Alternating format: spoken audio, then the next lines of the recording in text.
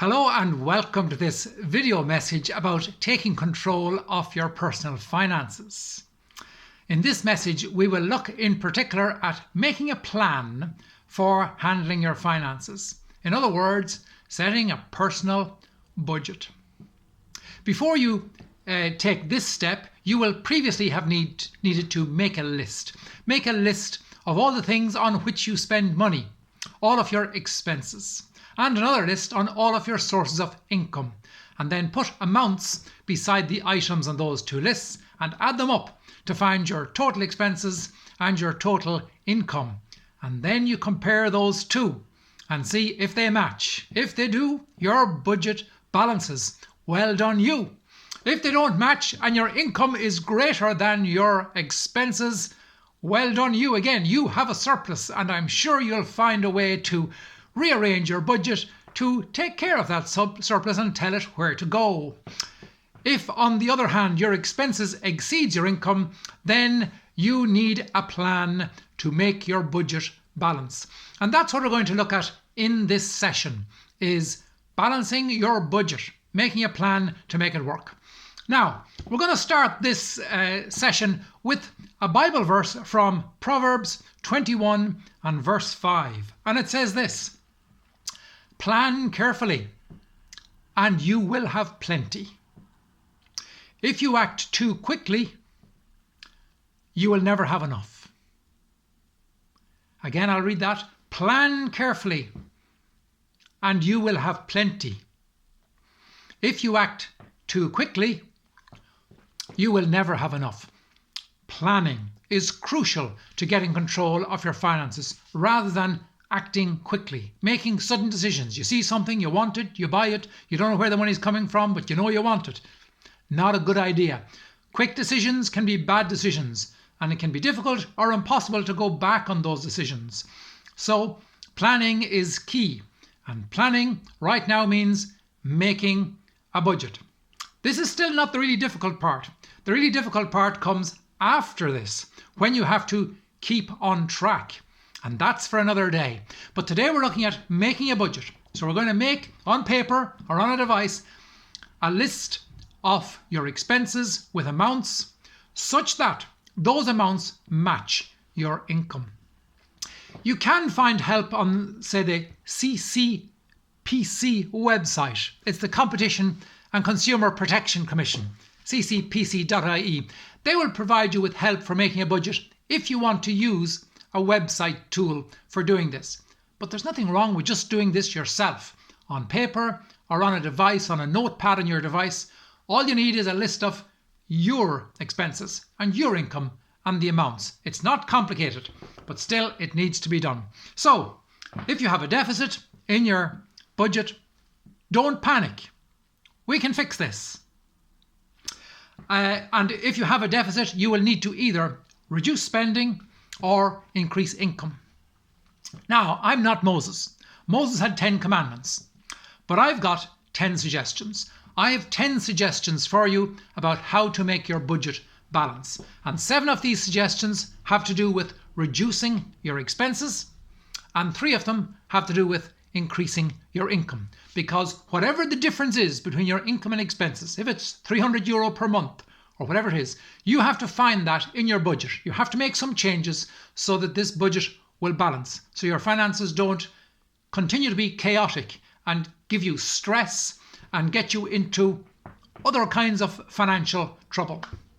So let's go with our 10 suggestions. So the first 7 suggestions, like I said, are for reducing your spending. My first suggestion is to make use of offers. Now, those offers could be to do with utility bills or groceries or free trials and subscriptions. Make offers work for you. Offers are not designed to work for you. They are designed to work for the seller. So you need to be conscious about how you use this. But there is money to be saved by making use of offers. Let's start with utility bills. Here in Ireland, we have a strange situation that home energy bills, for example, come with a 12-month discount from all the suppliers. After 12 months, the price reverts to its normal, considerably higher rate. So all of the providers will provide you with an offer which will last for 12 months. And that offer could be a substantial discount of 30 or 40% or more. Their hope is that you will sign up to their supply and that after a year you will be too busy or distracted, or you'll just have got into a habit of them being your supplier. So then after a year, they will have an income stream from you based on that higher tariff. So you need to consciously put a marker in your calendar every year to change your provider. I recommend you go to the website bonkers.ie. It's not bonkers at all. It just makes sense. You go there and they will show you what are the options for you for your home electricity or your home gas supply if you have gas supply, or other issues like insurance of various kinds or mortgage provision and so on. You can switch provider. If you've never done it, you think, maybe I can't do that. You can do that.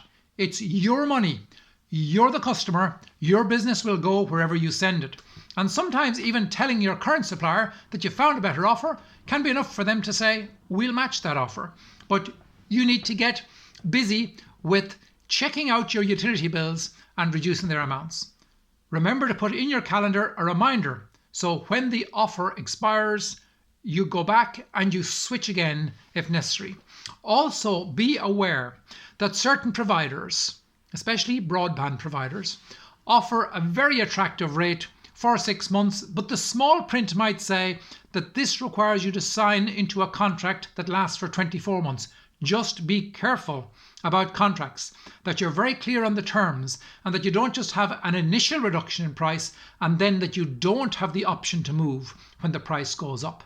Be careful with that. There are a lot of people with regrets who signed contracts and then later discovered that they were locked into a contract and the contract is legally binding. Groceries. If you read newspapers in Ireland, you get full page ads from all of the main grocery chains telling you about their great offers. And they are great offers. Why are they doing this? Always ask yourself what's going on inside the other person's head.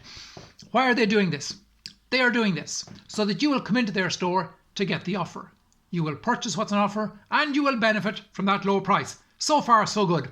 They are also hoping that while you're there will be other things you will need which you will also buy. So it's quite possible that you will choose to go to a certain store because of the offers. You will buy the things on offer. You'll also buy other things which may be at a less favourable price. So you may win some, you may lose some. So just be aware. Using a shopping list is a good idea so you don't just buy on the spur of the moment things that you hadn't planned, or that you don't spend the money you've saved on something else that's not good value. So just be aware of that. Be aware of the offers. If you already want that thing and it's an offer, that's great. Buy on our offer. The seller doesn't know that you really want it. They're trying to tempt you to buy something that maybe you don't want using an offer. To make offers work for you, decide what you want to begin with. Then go and see where is the offer. Free trials on apps or subscriptions to music streaming services or video streaming services. Free trials typically are offered for a month. And during that first month, if you cancel, you don't pay at all. Now, if you have decided that you want a subscription to a music streaming or video streaming service, well then, if there's an offer, make use of the offer. Save yourself that first month's subscription.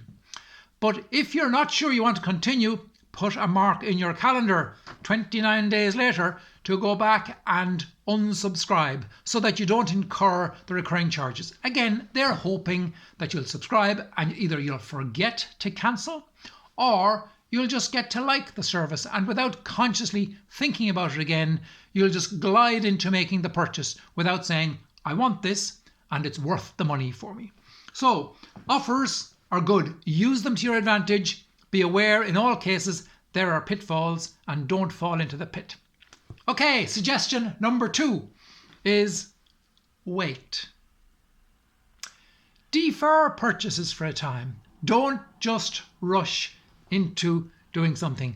Give yourself time to clarify the need. Sometimes a problem happens, a leak in the roof, and we rush into a solution. We said, we can't have a leak in the roof. Bring the roof or replace the roof.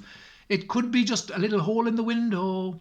And so we can just throw money at a problem and We want the problem solved quickly, but just wait. Sleep on it long enough to think about it. Wait long enough to clarify what the need is. Wait long enough so that you can shop around, and maybe you will find that there are very different prices. If you don't work in business yourself, you might think that everything has a certain price. Prices are arbitrary. Prices are set by the seller. Something doesn't have a price. The price is whatever price is agreed by the seller and the buyer. So there are different prices for identical products. So take your time. Maybe give yourself at least an overnight before you make a decision to buy something. Today you see it, today you want it, today you buy it. Not a good idea. Today you see it, today you want it. Wait until tomorrow. It will still be there. Of course, when you go on a website and find something, a clock starts ticking in the corner and says, this special offer ends in 10 minutes. You think, I better buy this soon. Where's my credit card? Why are they putting that clock in the corner? How did it happen that some cosmic clock began to tick when you landed on that website and somehow the earth is going to change in 10 minutes? Why is that? It's nothing but a strategy to rush you into buying rather than shopping around, rather than taking your time.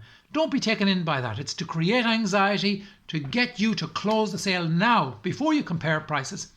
Don't be fooled by that. Okay, number 3. You've already paid for some things. Don't pay for them again. My car was idle during the pandemic. One morning it wouldn't start. The battery was flat. And I thought, I'm going to have to buy jump leads. That's going to cost me 20, 30 euro. So I was on my way, and then I thought, I have motor insurance. My motor insurance includes a home start service. So I call my insurers and they say, yes, Mr. Riley. Certainly, Mr. Riley. Now, it will be 45 minutes before our agent gets to you. Is that okay? I said, that's okay. So it's free. I paid for it already. This happens especially with insurance products. If you have home insurance that covers you for all risks, your property outside the home, then you don't need perhaps your baggage insured on a travel insurance policy. If you have a medical insurance policy that covers you for overseas travel and repatriation, you probably don't need medical cover on your travel policy. Just check what you have already. Some things you have already paid for. So just ask yourself when a need arises, do I have this already? Or have I paid a subscription or a fee or an insurance policy which actually will cover this expense? And all I need to do is say, it's time to pay me back for my premium payment. Number 4, suggestion number 4, say no. We can all say no. It's easy. No. So do without something new. You see something new, you like it, you want it. Do you have to have it? No. I know it's shiny. I know it's attractive. I know you'd like it. I know it's right there in front of you. And there's encouragement to buy it. But you can say no. Especially if it's something new. You've lived until now without it. You don't have to have it. Make a decision. Take time. Don't rush and decide to buy something new. Also, something you've had for a long time, you don't have to keep on having it. Maybe you've had 2 cars. You can decide, let's have 1 car. Maybe you've had 1 car. You can decide, I don't need a car. I live in the city. It costs a lot of money to have a car. You might have a subscription to a certain service. You might say, I don't need that service. I don't use it. It's time to stop it. We are creatures of habit.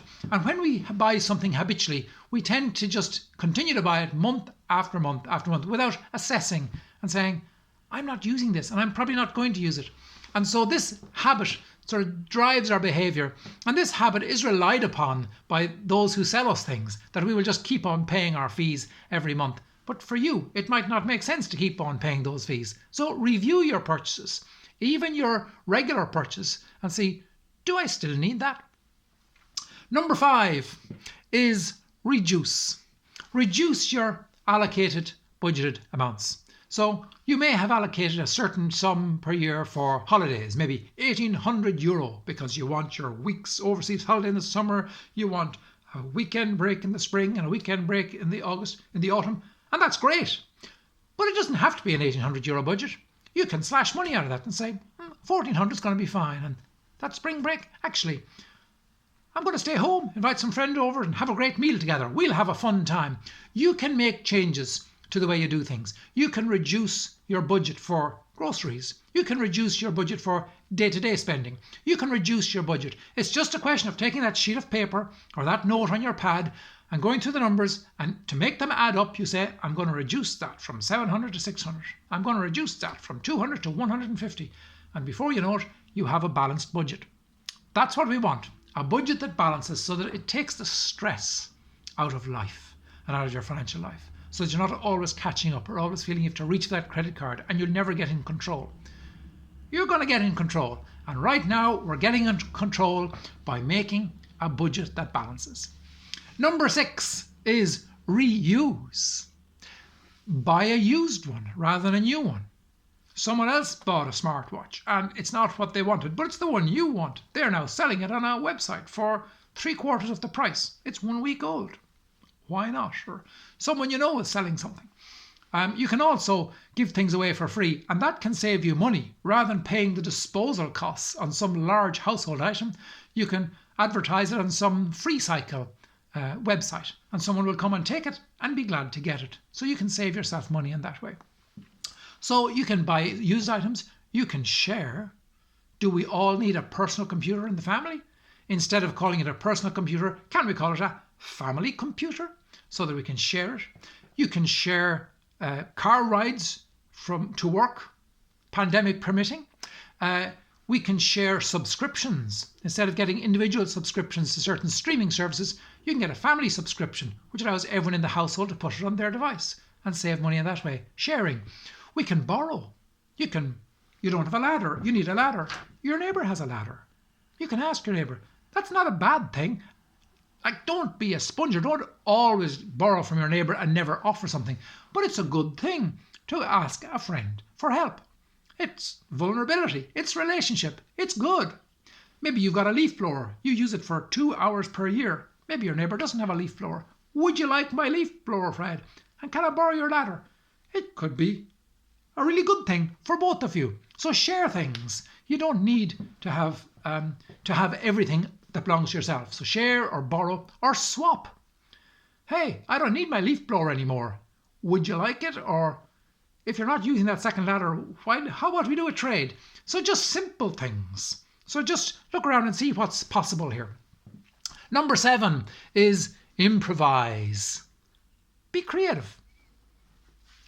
Sleep on it to see how could you address this problem. Make your own. Instead of buying one, make one. Work your way towards a solution rather than just purchasing a solution. And when you're striving towards a solution for something and you're not quite there, you think, once I get this thing sorted, I'll be happy. No, life is like this. We're always striving to sort out our current problems. And that journey can be a joyful journey. So maybe make your own. Do your own repair. So there are options here. And sometimes lacking things can drive you into creativity and cause you to discover skills and joys that you wouldn't have if you were a billionaire. So just be aware of this, that, hey, let's make do somehow. Let's mend what was there. Let's do our own repair. Let's make something. And what a lot of fun you're going to have.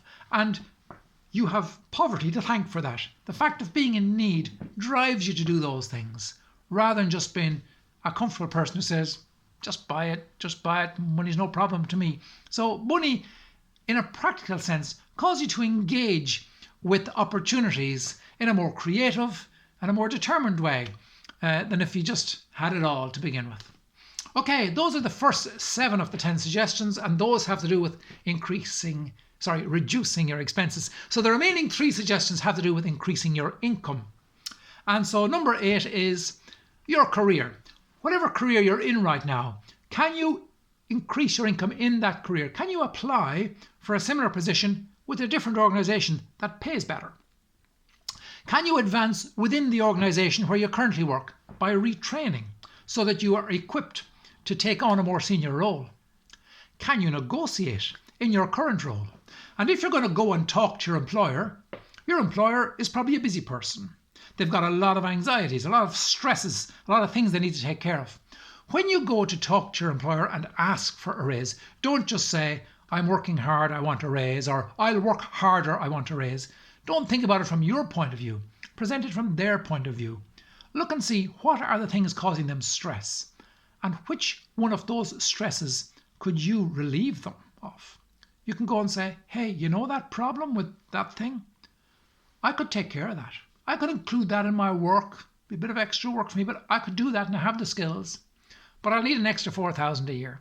And so you've solved a problem for your employer rather than giving a demand. You're offering them a service for a mere 4,000 euro a year, which causes them 14,000 euro per year of headache. So think about what would be valuable to the other person. You don't just get paid for suffering pain and for enduring long hours. You get paid for delivering value, for delivering a benefit. Think about it that way. How big is the benefit I deliver? And what's it worth to that other person? And so if you're asking for a price less than that, why would they not respond to you? You can also expand. Maybe take what you do and what you know in your current career position. Maybe you can spin that off into something else. You have expertise and ability and knowledge and contacts because of where you currently work. Is there some other aspect of that, some little bit of external work you can do connected to that, where you can add value to someone else using that expertise? So that's item number 8. Item number 9, or suggestion number 9, is to make use of whatever supports are there. There are supports in the form of welfare allowances for housing, or family allowances for families or people on low income, disability supports, care supports. Make use of those if you're entitled to those. They are there for you. You use them. Also make use of tax allowances. If you work from home, for example, and you use the internet for your work, well, you're paying an internet subscription, so perhaps 50% of that, or whatever's appropriate, should be allocated as a work expense. In the same way, other expenses, your mobile phone bills, if you use that for work-related activities and you're a self-employed person, allocate an appropriate portion of your motoring and your phone bills and some of your utility bills for your business expenses in order to reduce your tax liability in a perfectly legitimate way. Suggestion number 10, extra income. Other source of extra income could include a part-time job, something extra that you do in addition to your normal daily activity. It could involve doing some job you love, so think about what would be a lot of fun to do. And would it pay as well? If you're getting involved in some sort of business project, get involved in a business that you understand. Don't get involved financially in something you don't understand. Someone else has a plan for buying property in another country and renting it out, but you know nothing about being a landlord. It's probably a recipe for losing money when you get involved in a business you know nothing about. The people in that sector who are going to make a profit are the people who know how it works. If you come in raw, there are expenses you don't know about it. There are smart things to do that you don't know about. So just beware. Just because you see Joe down the road making a profit doing something that he knows about doesn't mean you would make a profit. Just a warning. Getting involved in something you know nothing about could be a recipe for a bad investment. So don't go there. You can sell stuff. If you've got surplus things from the past that you don't use anymore, you can sell them. Sell them on some website like Dundeal or adverts.ie or some other website. Or you can rent a room in your house. Did you know there's a tax exemption for renting a room? If you have an empty bedroom in your house, whether you own the house or whether you're a tenant, this may also be available to you. Not only can you rent it out to someone, but it's tax-free. Most extra income incurs income tax, but there's a special exemption in Ireland because of the housing shortage that you can earn up to 14,000 euro per year from renting a room in your main residence without paying any tax at all. That's a very sweet offer if you have a room in your own home that you're willing to rent. So these are options. I'm not saying you should make any one of these changes, but if in all these 10 suggestions, or if some other idea has sprung into your mind as we've been talking about these, even one idea might be enough to fix your budget. So you've got your budget that you want to balance, your expenses and your income. They don't match. There's a deficit of 300 per month, whatever it is. You have to find that somewhere, either by removing items or by reducing items or by putting in extra income, something to make it work. And at the end of doing that, you will have a plan. You will have a budget. So at the end of this session, when you've done your own homework, you will have a budget that works. Now, it may take a few months to turn the ship around. So if you've come from a situation where your finances have not been in control, it can take some time to get them sorted. So don't be discouraged by that. But getting a budget written down on paper or on your pad, this is good. This is not the biggest challenge. The biggest challenge is staying on budget. And we'll talk about that in our next session. But before we finish this session, there's one more thing we want to talk about, and that is getting out of debt. So if you are in debt, that is something we want to get rid of, because debt costs you money. Not only have you paid for the items, but you pay for the credit to buy the items. So you pay twice. You pay interest as well. Now, you may have debt of different sorts. You may have store cards. Not a good idea. You may have credit cards. Not a good idea if you use them for credit. Credit cards are good so long as you pay the full amount when it's due, so you never incur interest. A credit card is convenient, but a debit card is probably a better tool to use, especially if your finances have been chaotic, because a debit card doesn't allow you to spend money you haven't got.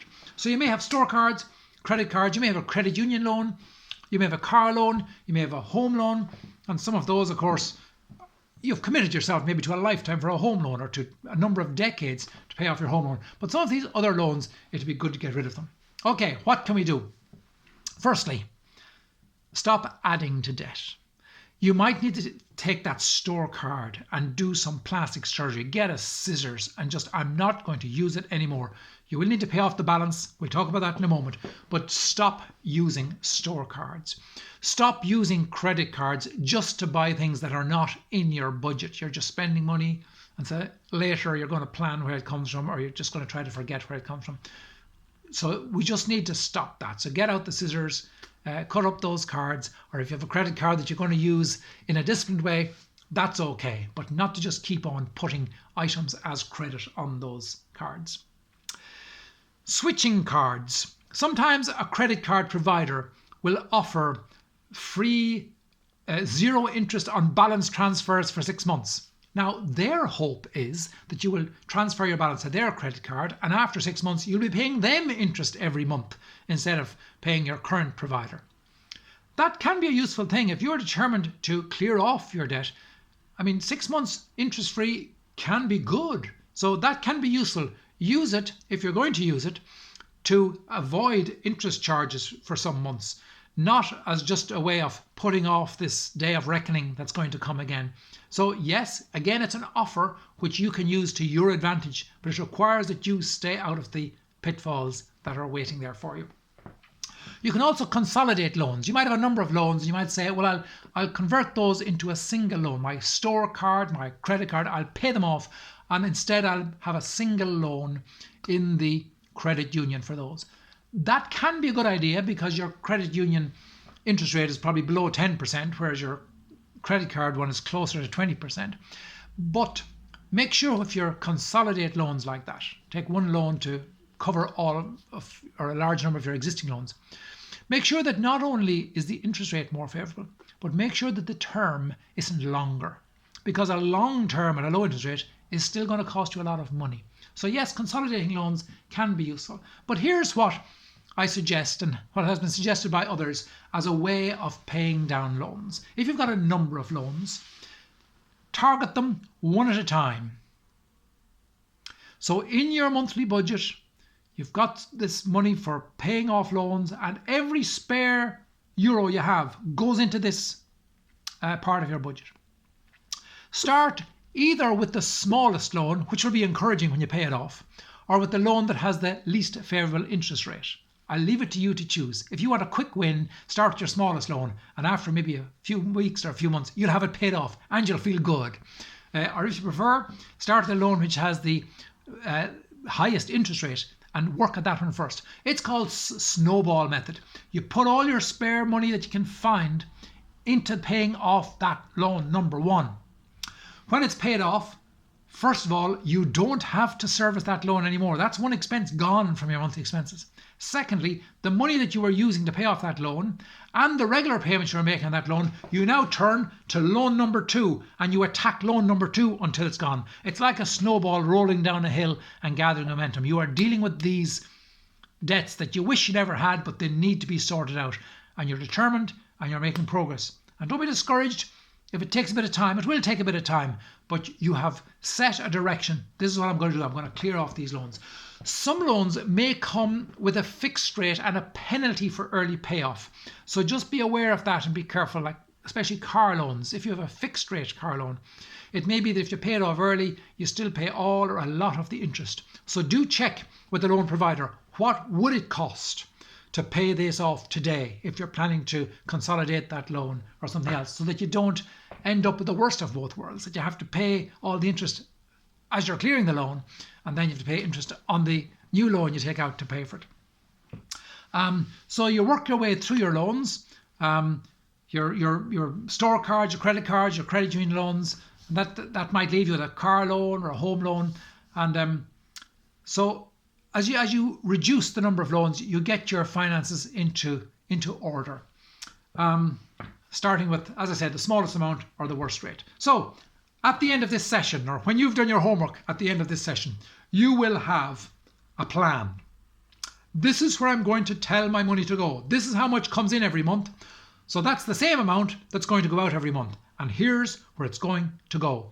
And if those don't balance, you will make the adjustments and say, okay, I'm reducing my day-to-day spending. I'm going to allow myself 40, not 60 euro just for day-to-day spending every week. I'm going to allow myself this much for groceries. I'm going to reduce what I put in savings. I'm going to reduce something. But something's got to go. The budget has got to balance. And when it balances, then you're in a situation of control. And that's a great place to be. The big challenge is going to come in our next session. How do we keep on track? It's much easier to make a budget than to stick to a budget. I mean, I could take your sheet and you could take mine and balance the budget and say, there you go, James, that's what you have to do. But then doing it is the big challenge. That requires a lot of character and self-control, and we'll talk about that in our next session. So before then, make your budget, make your plan so that it balances.